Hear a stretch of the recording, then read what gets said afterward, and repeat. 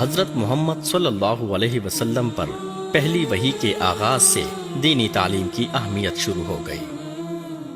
اس مقصد کے لیے آپ نے اپنے گھر کو درسگاہ کا درجہ دیا اور پھر حضرت ارقم رضی اللہ عنہ کے گھر کو باقاعدہ مدرسے کا درجہ دیا۔ پہلی وحی 610 عیسوی 17 رمضان المبارک کو نازل ہوئی۔ ہجرت کے بعد مدینہ منورہ میں بھی رسول اکرم صلی اللہ علیہ وسلم نے سب سے پہلے مسجد نبوی کی بنیاد رکھی اور یہاں الصفہ یونیورسٹی کا آغاز کیا۔ یہ 623 عیسوی کی بات ہے۔ اسلام عرب سے نکلا اور دنیا بھر میں تیزی سے پھیلنے لگا۔ خلفائے راشدین کے دور میں اسلامی فوجوں نے ایران، عراق، تبرستان، آذربائیجان، آرمینیا، کرمان، شام اور بیت المقدس کے علاقے فتح کیے۔ پھر اس کے بعد ترکستان، قسطنطنیہ، سندھ، افریقہ اور اسپین تک کے علاقے فتح ہوئے اور ساری دنیا پر اسلام کا نام بلند ہوا۔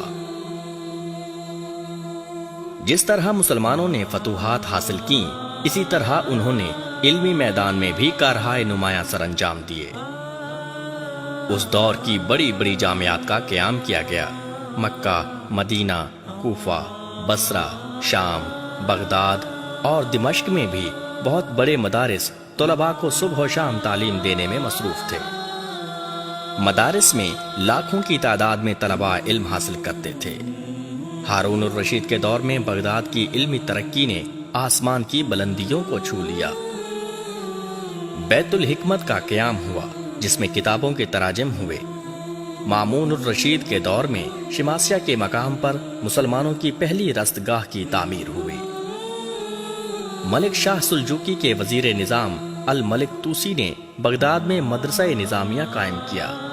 اس کے ساتھ ہی نیشاپور، قرطبہ، غرناطہ اور اشبیلیہ میں بہت بڑی اسلامک یونیورسٹیز قائم ہوئیں۔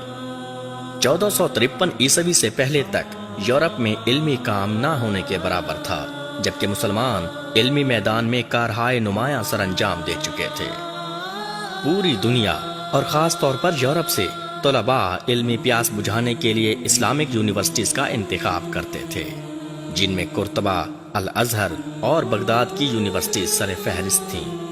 1453 عیسوی میں سلطان محمد فاتح کے ہاتھوں قسطنطنیہ کی فتح کے بعد یورپ میں نشاط ثانیہ شروع ہوئی۔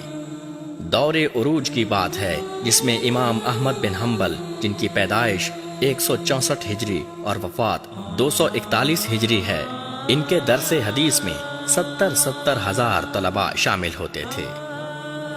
یہ مدارس کا وہ درخشندہ زمانہ ہے جس میں بلند پایہ مفسرین، بے مثال محدثین، نابغہ روزگار فقہا، جید مؤرخین، پر مغز مفکرین، وسیع علم محققین دنیا کے منصع شہور پر ظاہر ہوئے، جیسے محمد بن اسماعیل البخاری 194 ہجری تا 256 ہجری، مسلم بن الحجاج القشیری 206 ہجری تا 261 ہجری، ابو داود سلیمان 202 ہجری تا 275 ہجری، محمد بن ماجہ 209 ہجری تا 273 ہجری، محمد بن عیسیٰ ترمذی 209 ہجری تا 279 ہجری، احمد بن شعیب النسائی 215 ہجری تا 303 ہجری۔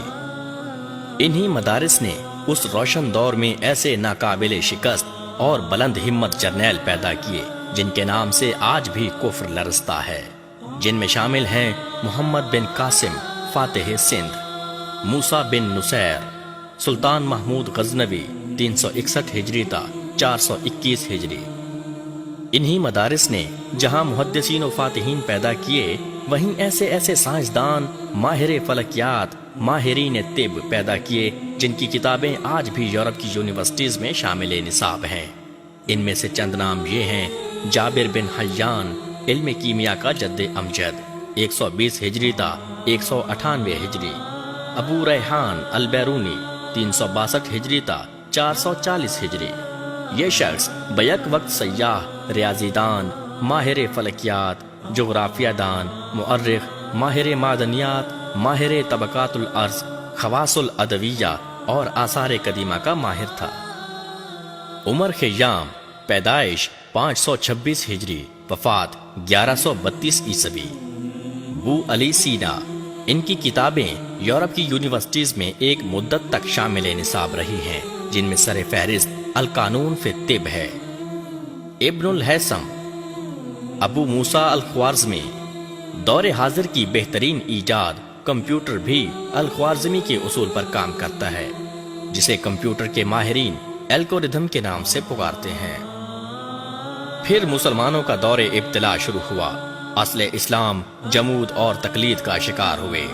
اندرونی اختلافات اور حکومتی سازشوں نے ان کو تباہ کر دیا۔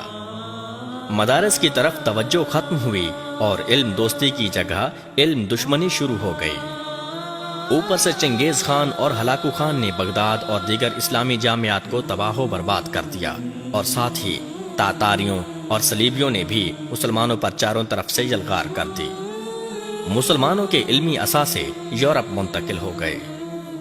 15ویں اور 16ویں صدی عیسوی میں دنیا کی 3 بڑی طاقتیں صرف مسلمانوں کی تھیں: سلطنت مغلیہ ہندوستان میں، سلطنت صفویہ ایران میں، اور خلافت عثمانیہ ترکی میں۔ لیکن بڑی طاقتیں ہونے کے باوجود مسلم حکمرانوں نے علم کی طرف توجہ نہ دی اور بڑی بڑی یونیورسٹیز کا قیام عمل میں نہ آ سکا۔ جبکہ یہ مسلمان حکمران آسمانوں سے باتیں کرتی عمارتوں اور محلات کی تعمیر پر رقم پانی کی طرح بہا رہے تھے، تو یورپ میں عظیم یونیورسٹیز قائم ہو رہی تھیں۔ مسلمانوں پر سیاسی زوال کے ساتھ ایسا علمی زوال آیا کہ موجودہ دنیا کی سائنسی ایجادات میں مسلمانوں کا کوئی حصہ نہ رہا۔ ہماری جامعات زوال پذیر ہوئیں۔ برطانیہ اور یورپ کی یونیورسٹیز جدید و قدیم علوم کا مرکز ٹھہری۔ مدارس کو حکومتی سرپرستی نہ ملی اور نہ ہی صاحب ثروت حضرات نے ان کی طرف توجہ دی۔ اگرچہ یہ لوگ اس دور میں بھی احیاء دین کا کام کرتے رہے، لیکن ان کی تعداد بہت کم رہی۔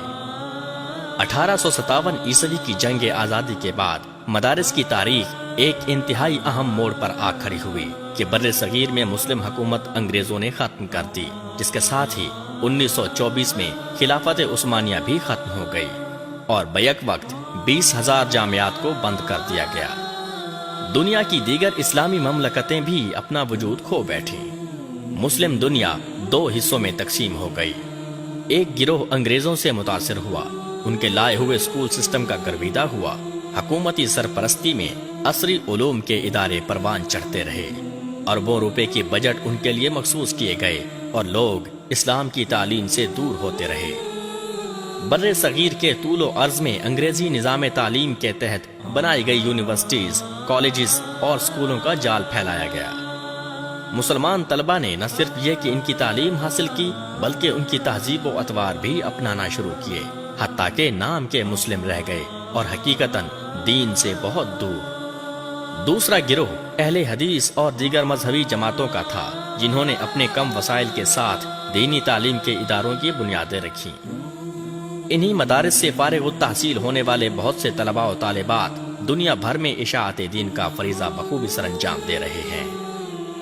مشکل حالات اور پروپیگنڈے کے طوفان کے باوجود علماء کرام نے اسلام پر ہونے والے ہر قسم کے علمی اور ثقافتی حملوں کا مقابلہ کیا ہے۔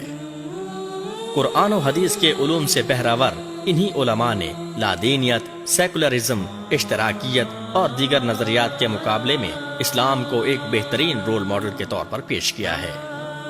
انہی کی بدولت آج اسلام دنیا میں سب سے زیادہ تیزی کے ساتھ پھیلنے والا مذہب ہے۔